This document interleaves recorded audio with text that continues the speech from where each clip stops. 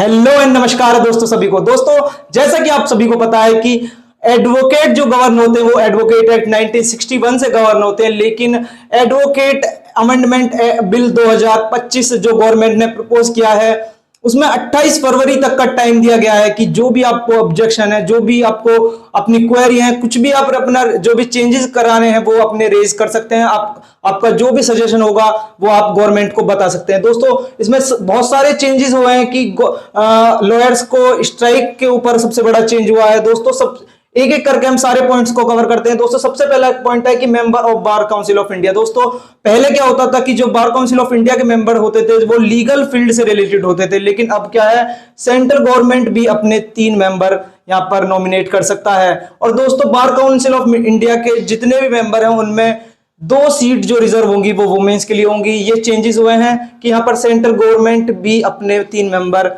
यहां पर bar council of India में अपने एड ऑन करेगा।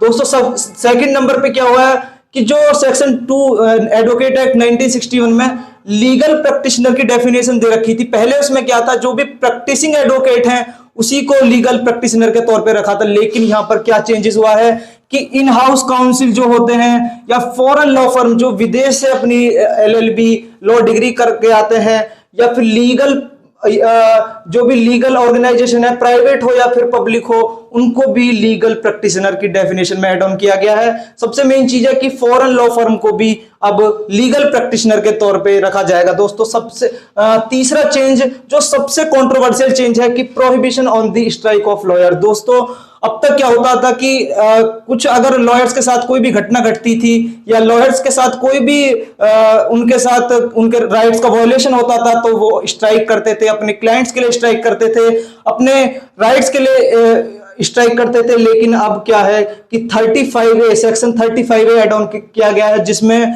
अगर लॉयर्स को स्ट्राइक पर बैन है, लेकिन हाँ सिंबॉलिक और 1 डे स्ट्राइक वो कर सकते हैं, लेकिन उसमें भी कि कोर्ट वर्क डिस्टर्ब नहीं होना चाहिए। दोस्तों ये सबसे कंट्रोवर्शियल जो चेंज हुआ है जिस पर सारी बार एसोसिएशन ने अपने अपने पक्ष रखे हैं। दोस्तों और याद रहे कि अगर उसके बाद भी 35A जो क्लॉज बने अगर उसका वायलेशन होता है तो वो मिसकंडक्ट की कैटेगरी में आएगा। दोस्तों अगर लॉयर्स उसके बाद भी स्ट्राइक करते हैं तो वो मिसकंडक्ट, जो इसका वायलेशन हुआ तो वो मिसकंडक्ट की कैटेगरी में आएगा। दोस्तों दोस्तों फोर्थ पॉइंट की बात करें कि एनरोल्ड विद बार एसोसिएशन। दोस्तों क्या होता है कि एक लॉ स्टूडेंट अपनी 5 साल की या 3 साल की लॉ डिग्री कंप्लीट करता है, उसके बाद वो अपना स्टेट में एनरोल कराता है, उसके बाद उसको 2 साल के अंदर अंदर AIB अपना सर्टिफिकेट ऑफ प्रैक्टिस जो COP नंबर होता है वो मिल जाता है। लेकिन अब क्या है कि जो भी आपकी बार एसोसिएशन होगी, जैसे हम एग्जांपल ले कि मान लो हमें बुलंदशहर बार एसोसिएशन में अपना एनरोल कराना है, तो पहले हमें स्टेट में कराना पड़ेगा, फिर हमने 2 साल के अंदर AIB एग्जाम क्लियर करना पड़ेगा, फिर हमें अपना ये कंपलसरी है कि बुलंदशहर बार एसोसिएशन में भी अब एनरोल कराना पड़ेगा, वो कंपलसरी है। अगर हम उसके बाद हमें कोई अपनी चेंज करनी है, मान लो हम शिफ्ट हो रहे हैं दूसरी जगह, मान लो हम शिफ्ट हो रहे हैं मेरठ, अगर हमें मेरठ में रजिस्टर कराना है तो 30 दिन के अंदर अंदर जो भी हमारी पिछली बार है, मान लो जो बुलंदशहर बार एसोसिएशन है उसको हमें सूचित करना पड़ेगा।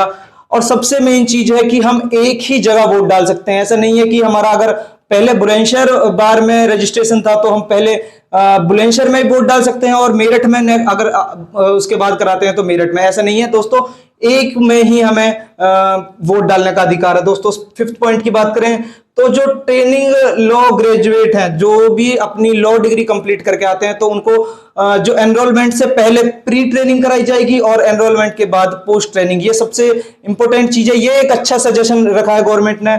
सिक्स्थ पॉइंट की बात करें तो new enrolment of convicted lawyer. दोस्तों अगर जो भी लॉयर किसी ऑफेंस में 3 साल या 3 साल से ज्यादा के लिए कन्विक्टेड होता है उसका लाइसेंस या फिर उसको एनरोलमेंट से बाहर कर दिया जाएगा, उसको स्टेट एनरोल से बाहर कर दिया जाएगा। दोस्तों आपने देखा होगा कि कोई भी नेता है, कोई भी बहुत लोग ऐसे होते हैं कि चुनाव लड़ते हैं, उन पे 10-10 20-20 साल के उनके मुकदमे होते हैं, उनको इतनी साल की सजा होती है, लेकिन उसके बाद भी वो चुनाव लड़ते हैं। लेकिन अगर लॉयर 3 साल भी कन्विक्टेड रह गया तो उसको एनरोल उसका कैंसिल कर दिया जाएगा, उसका लाइसेंस कैंसिल कर दिया जाएगा। दोस्तों बात करें 7th पॉइंट की, प्रैक्टिसिंग विदाउट प्रॉपर ऑथेंटिकेशन। दोस्तों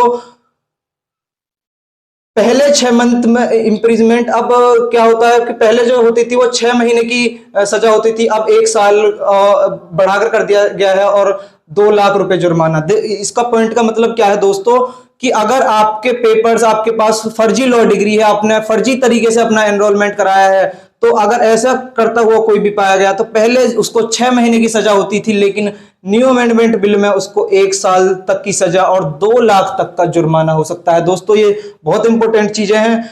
8th पॉइंट की बात करें तो पीरियोडिक वेरिफिकेशन। पीरियोडिक वेरिफिकेशन का क्या मतलब है दोस्तों?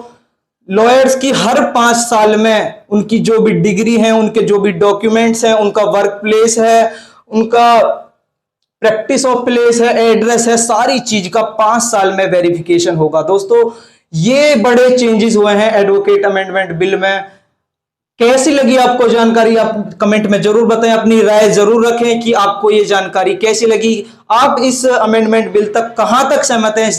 इस वीडियो को ज्यादा से ज्यादा शेयर करें, हमारे चैनल को सब्सक्राइब करें, लाइक करें। जय हिंद, जय भारत।